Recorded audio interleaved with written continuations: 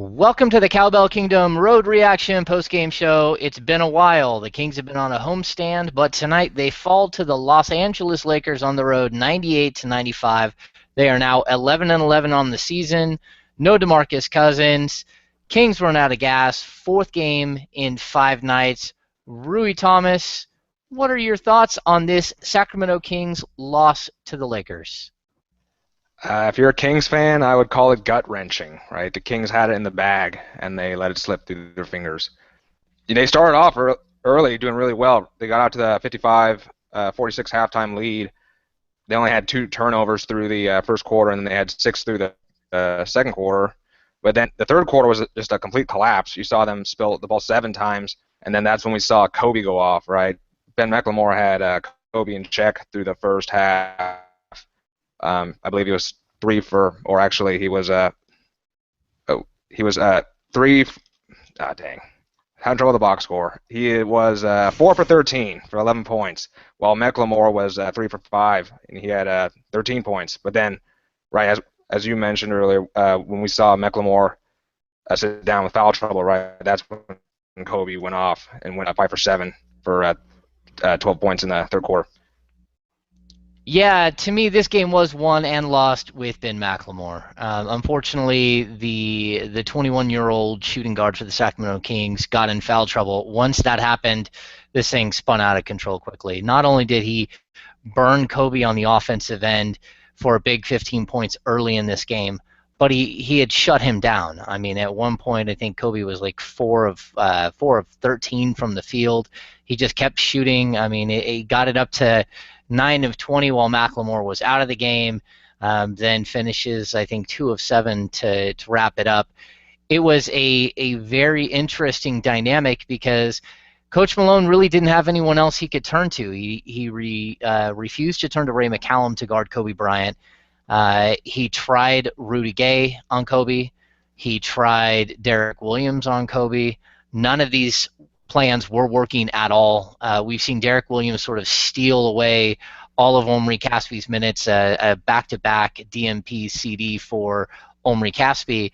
But tonight, I mean, this is what it is. When you're in the NBA and you're playing a brutal 4-game and 5-night stretch, it doesn't matter who you're playing, it's tough. A lot of these players played major minutes last night, and you could see it. You could see it coming from a mile away. This team faded down the stretch.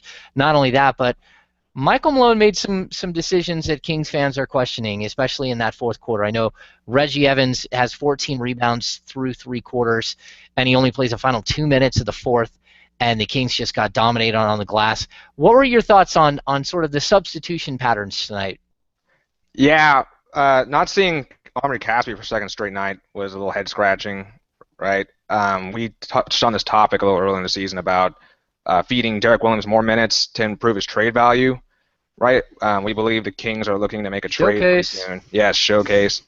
So that may justify Caspi sitting or reducing his minutes, but we would expect to see him at least for some short stints. Then having Landry so late in the game and Ryan Holland so late in the game when Reggie Evans had 14 rebounds through 3 quarters was really strange. Landry only finished with 3 rebounds for the whole night, and we saw Ed Davis, Carlos Boozer, and Jordan Hill just dominate the glass. Kobe Bryant had 3 offensive rebounds, so a lot of trouble on the glass, which afforded the Lakers a lot of second chance opportunities. Yeah, definitely, Rui. I think what we saw here was a major struggle in the fourth quarter with I don't know if it's legs, if it's whatever it was. The Kings end up shooting 29.4% in the fourth quarter. They get outscored 20-14. They get out rebounded. The only guy who came to play really in the fourth quarter is Darren Collison. Collison ended up with a huge night. He finishes with 26 points, 6 assists, and 0 turnovers. And in that fourth quarter, he did a nice job. I mean, he had 8 points, he had 2 rebounds and an assist, while the rest of his teammates were just kind of sitting back and waiting for something to happen. Ryan Hall Mullins did rebound a little bit in that fourth quarter. He had four of his rebounds in the fourth quarter, but also three personal fouls. And this game, realistically, it just felt like the Kings didn't have enough, and it also felt to me like Malone thought his guys didn't have enough to finish. His horses on the bench. I mean, Rudy Gay plays 6 minutes in the fourth quarter, goes 0 of 3 from the field, scores 2 points. While that's happening, Kobe Bryant scores 9 points in the fourth quarter and realistically beats you down single-handedly. Wow, Wesley Johnson in that fourth quarter, 6 rebounds off of like a variety of strange misses by the Kings. So yeah, this was an interesting sort of way that the game played out because it just had a weird feel to it. It had a feel that the Kings were probably going to lose this game. That's what I felt like from early in the fourth quarter. They just didn't seem to have enough energy to finish this one off. Oh, definitely. I mean, the Kings squandered, a great three-point shooting night for once. They finished 7 for 15, entered the half 5 for 10, right? And they shut down the Lakers' perimeter shooting. They were 2 for 12 at one point. Um, the Kings, they are playing their fourth game in 5 nights. You can understand, their legs could be a little weak, and that could also explain their struggles from the free throw line. But yeah, they handed it away. So many points left on the table. This game should have been an easy win for the Kings on the road. Yeah, 37 free throw attempts. They only make 24. Darren Collison was the primary culprit of the missed free throws. He goes 2 of 8, including, I think it was 1 of 6 to start the game. I think he missed his first 5, and he just looked totally out of sorts. They shoot 65% from the line, and this is an 80% free throw shooting team. If you extrapolate the numbers out, I'm sure they squeeze out an extra 3 or 4 points there, and we don't even have to worry about this game being as tight as it was. Stauskas ends up, he had a huge blow-up game last time out, but tonight, just 2 of 7 from the field. One of those 7 shots, one of those 7 misses was a prayer of a three-pointer there near the end of the game. Well, it was the final shot of the game, and he came up empty. But he has played better. Again, you needed McLemore in this game. I don't want to call him a Kobe stopper, but for tonight, he was. He was very effective. Father Time seriously is caught up to Kobe Bryant, but he has bursts of greatness where you're just like, wow, there he is. You get to see a little glimpse here and there of the old Kobe, and he really has a tough time with an athletic young guy who's built like him, which is exactly what we're seeing out of Ben McLemore. McLemore is developing in front of our eyes. It's really fun to watch. All right, Rui, let's get to our 3 keys to the game tonight. Our first key is Kobe. I'll let you handle Kobe. You can talk about Kobe here to start us off. Okay, well, yeah, if you saw Kobe tonight or any part of the season, you can tell that he's definitely lost a couple steps, right? So he's primarily, he takes all his shots are basically from mid-range, and they're his usual fadeaway, tough looks. He started off pretty slow, right? Again, 3 of 11 into the half, and McLemore stifling him. But his jumper got hot in that third quarter, and obviously he's not afraid to shoot. He doesn't get discouraged when he starts cold, and that was key to his success. We saw, his basket making in the third quarter, and then the big shots in the fourth, including his 3 to tie it with a little over 2 minutes left in the game, definitely gave the Lakers bench a boost and probably sunk the Kings a little bit. Yeah, Rui, he finishes 11 of 27 from the field. Not exactly stellar numbers. I thought the Kings held him under wraps for most of the time, but you're right, that three-pointer was just ripped the heart out of the Kings. The Lakers are very strangely built. Their entire roster is very strange. And Carl Landry are basically similar players at this point in their careers, heavy-legged power forwards who don't rebound much, although Boozer did have 9 tonight, but who just have like a very simple fall-away jumper game, and the rest of that team, you got guys like Robert Sacra playing minutes, you've got Jordan Hill playing major minutes, and Ed Davis playing major minutes. I like Davis. He's gained a little weight, a little thicker than he has been in the past. But this is really, it's Kobe Bryant and no one else. And it's really a if I'm Kobe Bryant, I'm looking around saying I'm going to lead the league in scoring, and it doesn't matter if I shoot 40 shots tonight. That's just the way it is. Because he does not have a quality team in this twilight of his career. All right, Rui, let's get to our second key to the game. Our second key is second chance points. What is it that you saw from this stat tonight? Who came into tonight averaging 12 offensive rebounds a night, which is good for the top third of the league. They had 14 tonight, 8 in the first half, right, which gave the Lakers so many more opportunities to make baskets. I remember another big shot by Wesley Johnson, that a three he made late in the game off of I believe there were 2 second chance opportunities on that possession. The Kings got worked on the boards tonight.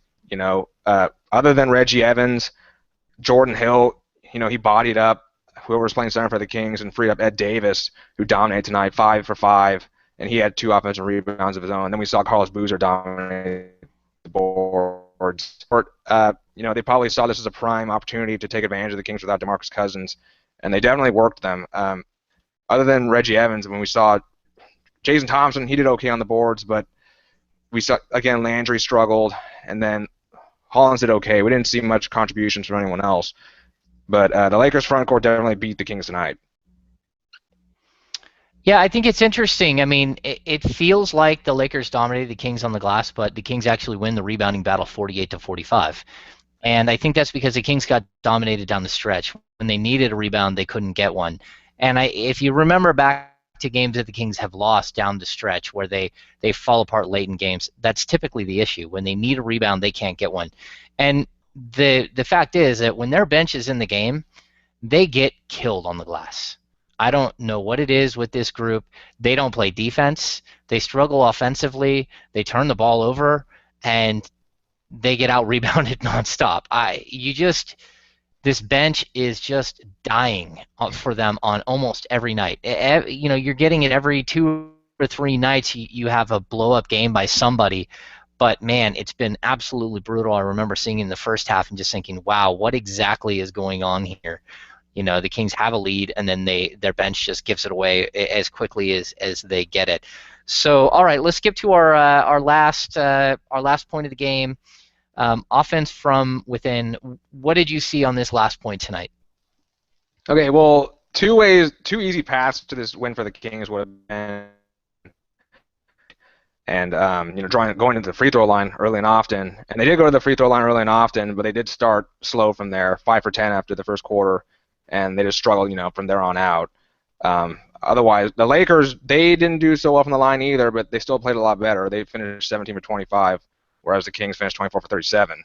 Then, as far as fast break points go, both teams didn't run at all tonight, but the Kings only managed 9 fast break points to the Lakers 3. The Kings backcourt, aside from Bryant, when you take Bryant out of the equation, Lynn, Ronnie Price, right, the ex-King, and Wayne Ellington, they went a combined 3 for 16. So other than Kobe, the Kings did a good job, slowing those guys down. But, you have to keep your eye on number 24. What? Swaggy P at 12. Oh, what? right. That guy was... Swaggy P, he was a big reason why the Lakers bench, along with Boozer, dominated the Kings bench tonight. Yeah, definitely. All right, so let's get to our MVPs of the night. I'm going to go outside the box here. Clearly, Kobe Bryant is the guy who hits the major shot in this game and who scores 32 points. But I think that what we saw from Ben McLemore is sort of next step from this guy. He's a very, very talented young guy who is finding his way in the NBA. But his defensive effort tonight was absolutely spectacular in my mind. I thought he did a wonderful job. And on the other end of the court, he was very good as well when the Kings gave him opportunities. Why they went away from him as much as they did, I'm not sure. He did get in foul trouble. He does finish with 5 fouls. He does only play a few minutes in the fourth quarter because he got up to 4 fouls going into the third, midway through the third, and had to sit. If the Kings had Ben McLemore for 40 minutes tonight to face off against Kobe Bryant, I think they win this game hands down, and it's an easy win. But that's just my opinion. I mean, we'll see. I just don't see that they have another person on that bench unless they go to Ray McCallum, who can guard any kind of elite point or elite wing consistently. And that was the issue tonight. You had one guy who sort of got it going and played wrecking ball on you, and it was because Ben McLemore was out with foul trouble. So he is my player of the game. Rui, who do you got? Um, I'm gonna go with Reggie Evans. I mean, he's the definition of a veteran, right? Steps in, gets the call when Ryan Hollins is flailing in the starting lineup, and he dominates tonight in his limited minutes. 8 points, 14 boards, 5 of them offensive, doing his part to give the Kings second chance points. He was also perfect from the field and the line. He was the only King to not miss a free throw. Went 2 for 2, and then he went 3 for 3 on field goals. So I mean, his impact, uh, you know, the Kings stayed in this. He was working. It was pretty much 1 on 3 or 4 as far as him down low battling. Yeah, I mean, you bring up Ryan Hollins there, and I got to be honest with you, Ryan Hollins, after that first start against San Antonio, has been an absolute disaster for the Kings. Reggie Evans has stepped right in, and I mean, the guy wasn't even playing. He had 7 games in a row where he doesn't play at all, and all of a sudden he's just destroying everybody. I mean, he's double-digit rebounds almost every night. He's at a 17 rebound game, a 14 rebound game, a 20 rebound game. He's been an absolute star off the bench. And at 34 years old, I don't think anyone knew that he had this still in him. But what we're seeing out of him is pretty spectacular. So, and it's fun to watch.